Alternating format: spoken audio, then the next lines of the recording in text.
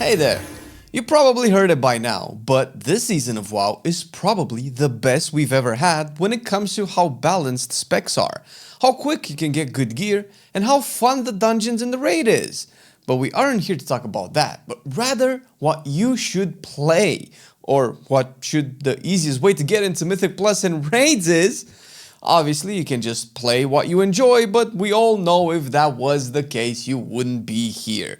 And it's likely not a surprise that WoW has become harder to get into, and putting a difficult spec on top of that, which might have a hard time getting into groups, can really sour the experience. We have been playing all specs in the game, analyzed the performance on all of them, and come up with a quick and easy way to pick up a character and start playing. I will tell you which specs would be ideal for all roles, what talents to play, what puzzling cartel chips purchases to make, and give you a quick rotation to start you on your journey. Despite all of these, this video is not a guide, however much a lot of people might want. Truth is, guides are a lot of work to do for a lot of the classes, but our community has requested more guide-like content, so hopefully this is something you like, because this type of content usually doesn't do very well on YouTube. We rely a bit more on our Patreon support to make it happen.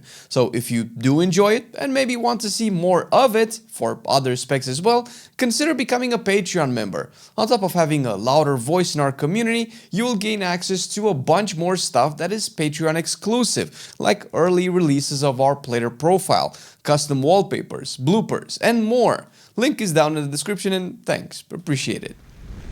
Cracking the list, we will talk about the most popular spec in the game, Ret Paladin. We recently released a video on why Ret is so good, the most popular spec, and a likely good indicator of modern WoW and its future, so we will have a link for that in the description if you are interested. That aside, Ret is a simple spec that does a stupid amount of damage. If you are watching me play it right here, let me tell you that I was around 651, 659 atom level as I was getting my 4-set and crafted gear and was absolutely destroying dungeons on 10 and 12. I'm saying this so you understand that this spec can get 20 more atom levels at least, and it's already this good. I won't do this for all of the specs since most I haven't geared yet, but trust me, they slap. Once you have your Ret talented, you want to get gear primarily with crit and mastery while getting up to 20% haste. You can do this with crafted gear and gems since you get to choose the stats they have and you basically use them to complement whatever gear you already have in the limits of your own goal situation. Past this, assuming you have catalyzed your tier set, you will look to buy some trinkets with a dinar system or puzzling cartel chips. By the way, we won't go into gearing guides too much, but if you are interested in seeing one, I don't know, consider hitting the like button. If we get enough people wanting something like that, we can make a video on it 100%. As for the trinkets, assuming you will not raid much, Mythic at least, you want to buy the Priory Signet and Pacemaker trinkets, ideally at Myth Track. That assumes you will be able to eventually do all dungeons on +12s in time. If not, and if that's just not your goal, you can still purchase them at Hero Track for a lower item level yet still very strong options, likely 1 or 2% behind the Mythic versions, provided they just don't drop in a dungeon by then. Your raid talents will look something like this, with a heavy focus on single target damage, while for the keys, use this talent build, which is pretty much what you will be using in any and all dungeons. You will of course be playing the Templar hero talents and a very AoE focused build with your regular talents. You will have Executioner's Sentence, however, even though it is a single target ability for all of the content.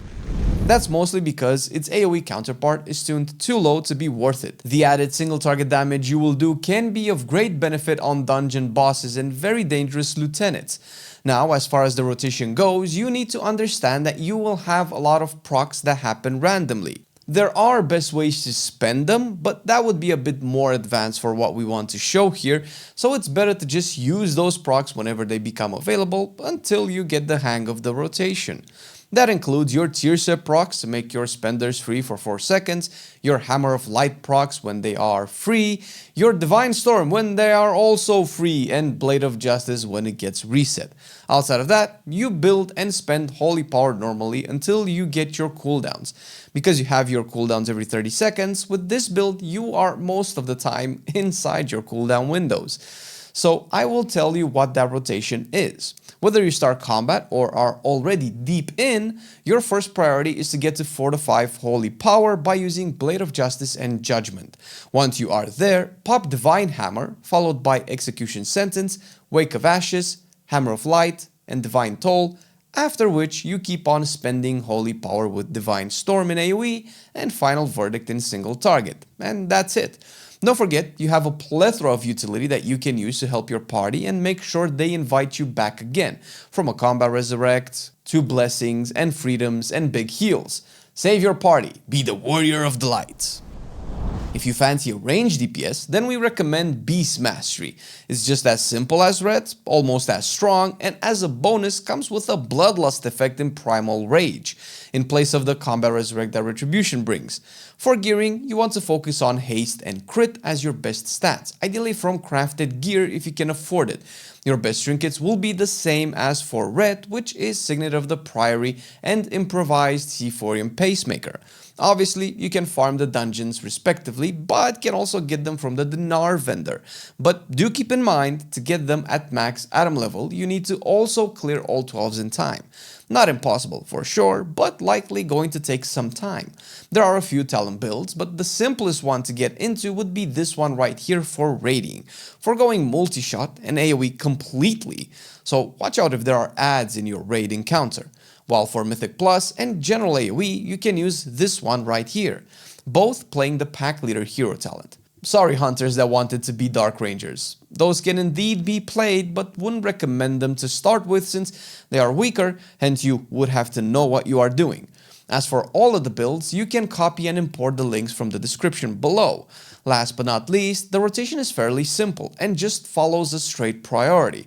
Use your Bestial Wrath if it's available, cast Barb Shot to make sure you reach 3 stacks of the Frenzy buff for your pets, after which you use it to refresh the buff, making sure it never drops. If you are in AoE, you want to keep up a second buff, which is Beast Cleave, by using multi-shot every so often and alternate your Barb Shot on different targets for the bleed damage. Once these are rolling, you want to use Call of the Wild as soon as it's available and make sure that during this time you constantly use Barb Shot and kill commands to prevent them from capping their charges and wasting overall damage. Specifically with Barb Shot, although you never want to have it capped on charges, you also don't just want to throw it out on cooldown. This is the only way to maintain your Frenzy buff, and if you don't eventually start using it to just refresh the buff in the last second, your buff will eventually drop.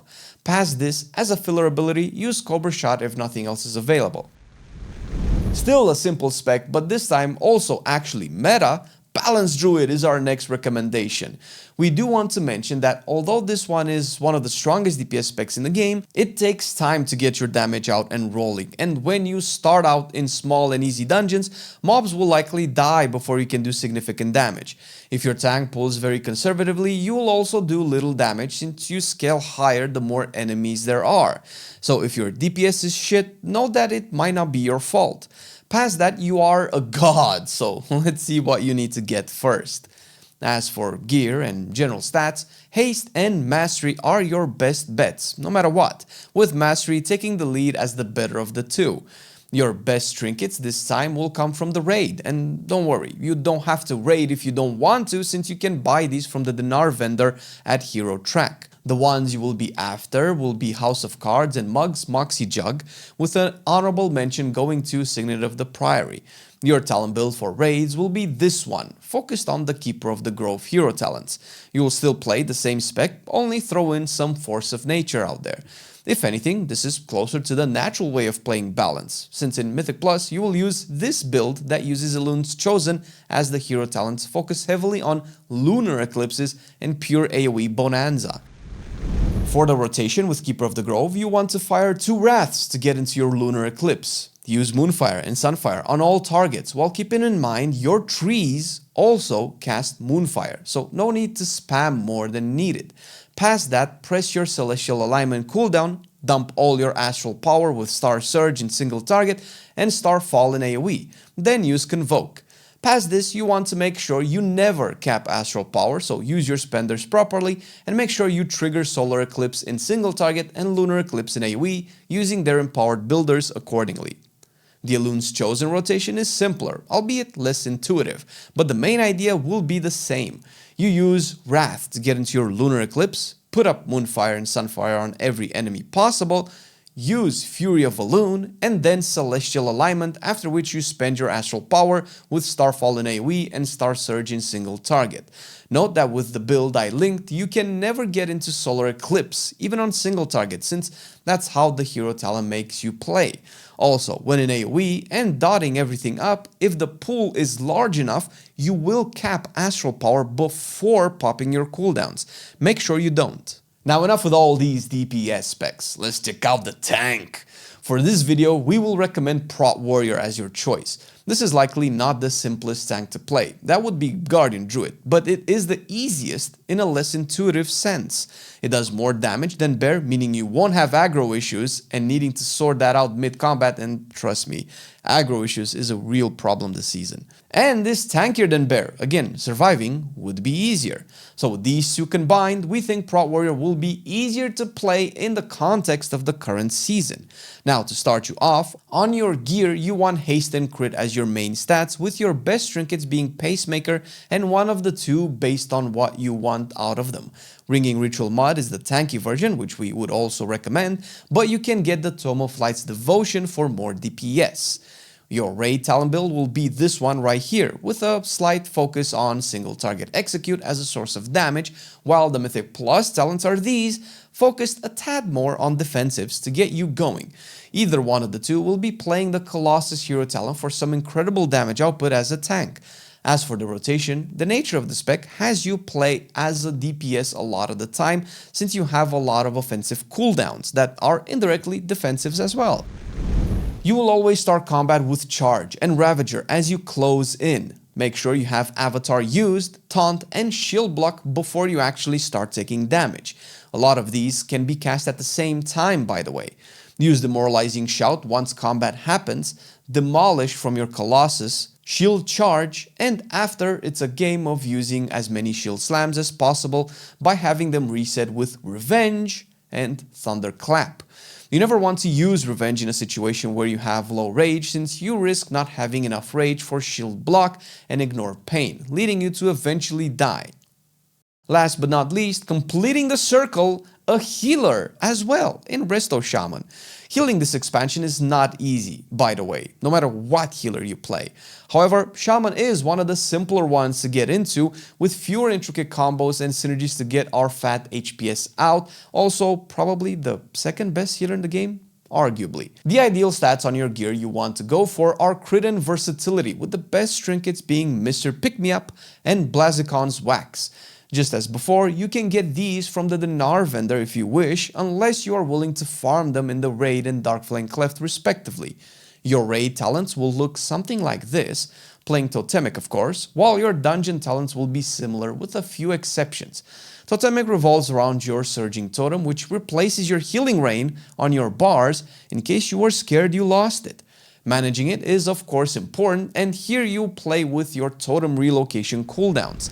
There is no real rotation for healers, since you want to adapt to what's going on. But what would be close to it in raids, you would want to cast Riptide, Unleash Life, and Earthen Wall on cooldown, while maintaining Earth Shield up at all times and not capping charges of Healing Stream Totem. Past this, you will cast Chain Heal when 3 or more targets need healing, especially when High Tide is up and Unleash Life can buff it.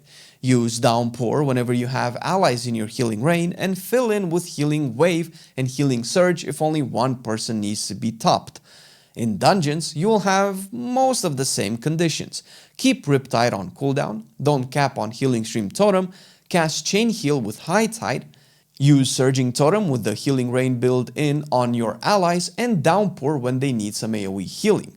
You will want to use Flame Shock in dungeons since it will give you instant lava bursts, which in turn proc your Master of the Elements buff. You want to use this with Healing Surge for more healing, but also to spread Flame Shocks on more targets.